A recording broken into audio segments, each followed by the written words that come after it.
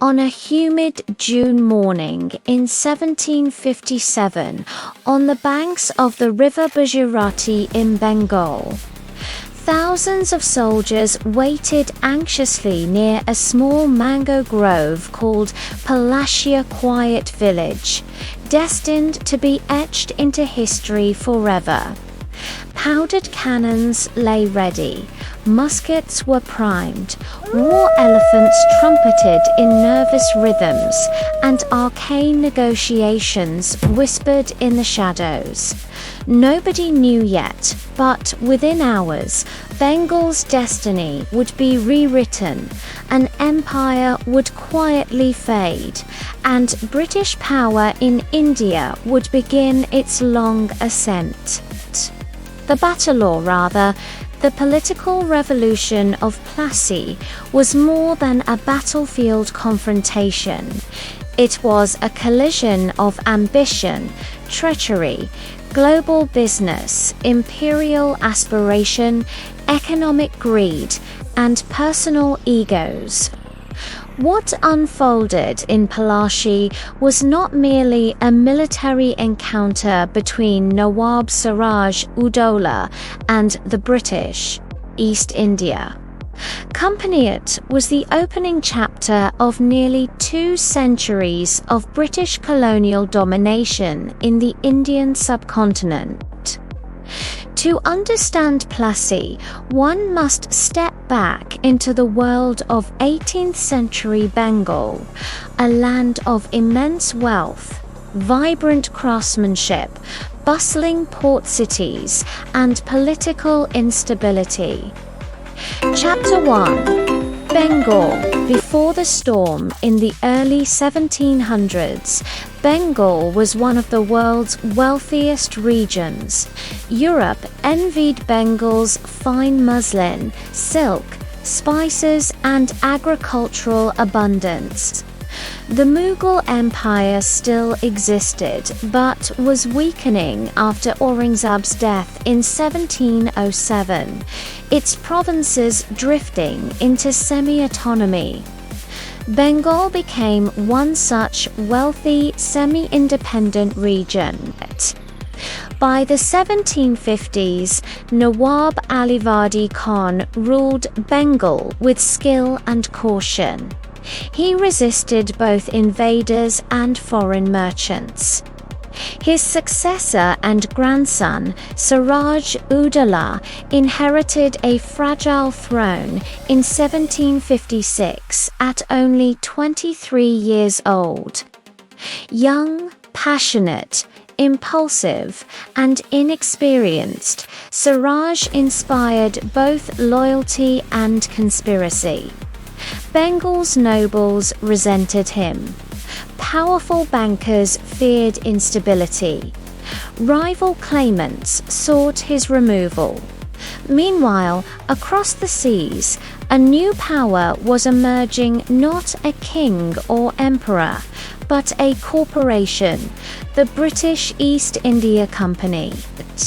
With private armies, vast wealth, and political influence, it acted more like a sovereign state. Its eyes were fixed on Bengal's riches. Chapter 2. The sparks of conflict. Several tensions fueled the conflict between Siraj-ud-Daulah and the company. 1. Fortification without permission. The company strengthened Fort William in Calcutta without consulting the Nawab, signaling growing military ambition. 2. Misuse of trade privileges. The British abused tax exemptions granted by Mughal emperors to conduct private trade that deprived Bengal's treasury of large revenue. 3. Political interference. Company officials supported Siraj's internal rivals, including Mir Jafar, Rai, Durlab and Jagats, hoping to install a more compliant Nawab. For global rivalries, the British competed with the French in India during the 7 Years' War in Europe, expanding conflict into the Indian subcontinent. The fragile trust between Bengal and the company shattered when Siraj seized Fort William in June 1756. After the infamous Black Hole incident, a tragic prison cell confinement of British soldiers that the company exploited as propaganda, exaggerating numbers to justify war. Chapter 3: The Conspiracy of Betrayal. After losing Calcutta, the company prepared retaliation led by Robert Clive, a cunning strategist and political manipulator. Clive realized outright military victory against Bengal's large forces was uncertain. Instead, he pursued deception. Through secret negotiations, the company promised to install Mir Jafar as Nawab in exchange for political and economic concessions. Jagat-Seth, powerful bankers, conspired with the company to remove Siraj, fearing instability and loss of wealth. Thus, a shadow war emerged, gold and deceit replacing swords and honor. Mir Jafar, Rai, Durlab, Yar Lutuf Khan, and others pledged to betray Siraj on the battlefield by withholding support at the decisive moment. The fate of Bengal was sold before the battle even began. Chapter 4: The Battle of Plassey. June 23, 1757, dawn broke over the mango grove. Siraj's forces numbered around 50,000. The company had barely 3,000 troops, including Indian sepoys. But military strength means little when loyalty collapses. The positioning: the Nawab's army formed a crescent formation. Heavy cannons roared. The company troops advanced under monsoon clouds. Weapons of war: Bengal, large cannons, cavalry, elephants, traditional infantry British, smaller but more mobile cannons, professional infantry discipline. The initial assault favored Bengal. Cannonballs tore through company lines, but then heavy rain arrived. Siraj's cannons became waterlogged. The British protected their gunpowder with tarpaulins. Technology and preparation made the difference. As rain subsided, Clive ordered counterattack. Bengal's generals hesitated not because of strategy, but conspiracy. Mir Jafar's forces remained still, spectators to their own betrayal. Siraj panicked, sensing the silent collapse around him. Confusion spread through his army. Soldiers fled. The Nawab retreated toward Murshidabad. The battle was lost not on the field, but in the shadows long before swords clashed. Chapter 5: The Fall of Siraj-ud-Daulah. Siraj reached Murshidabad exhausted and betrayed. He fled the capital disguised, but was captured near Rajmahal by Miran, Mir Jafar's son. On July 2, 1757, Siraj-ud-Daulah was executed. Bengal's last independent Nawab was killed not by foreign enemy but by his own nobles. The killing marked a symbolic transfer of power from Bengal to the British. Chapter V: Mir Jafar. The puppet Nawab Mir Jafar ascended the throne. But he was not a ruler. He was a puppet. Forced payments and compensation drained Bengal's treasury. The British demanded financial indemnity, trade privileges, administrative control. The company tightened control over military, revenue collection, and political affairs. Bengal's wealth flowed overseas.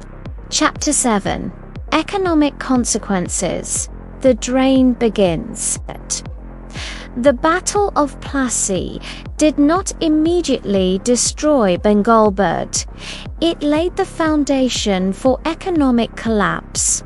Effects included massive revenue extraction, deindustrialization of Bengal's textile industry, forced cultivation policies, famine, vulnerability, loss of sovereignty. The company used Bengal's wealth to fund wars and expand across India. Some historians call Plassey the first step toward British corporate imperialism. Chapter 8. A shift in global power. Plassey was not an isolated event, it reshaped world history. Significance marked the beginning of British colonial rule in India, strengthened British Industrial Revolution, using Bengal revenue, weakened Mughal authority, permanently expanded company dominance across the subcontinent. A battle lasting a few hours set the stage for 190 years of foreign imperial rule. Chapter X.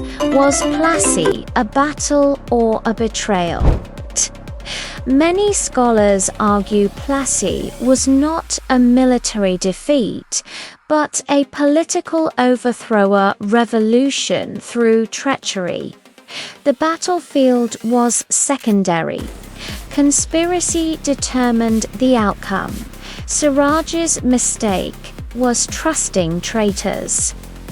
The company realized wealth and power could be won not through armies, but through manipulation of internal divisions.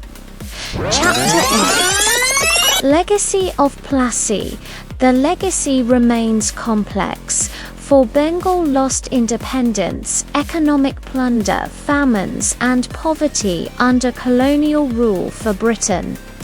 Beginning of its Indian Empire, economic growth subsidized by Bengal or global history, corporate militarization, example colonial domination model. Plassey is remembered as a warning of internal betrayal and foreign manipulation leading to national downfall. Conclusion. The lesson of Plassey. The Plassey Revolution was the turning point that shifted power, shaped economies, altered political structures, and changed the fate of millions. Behind the cannons and muskets lay greed, conspiracy, internal disunity, and corporate imperial ambition. The battle teaches one profound lesson. A nation rarely falls from outside attack, more often it collapses from betrayal within. Plassey is not just a chapter in Bengal's history, it is a timeless mirror reflecting the consequences of division, corruption, and foreign influence. Its echoes still shape political consciousness across South Asia today.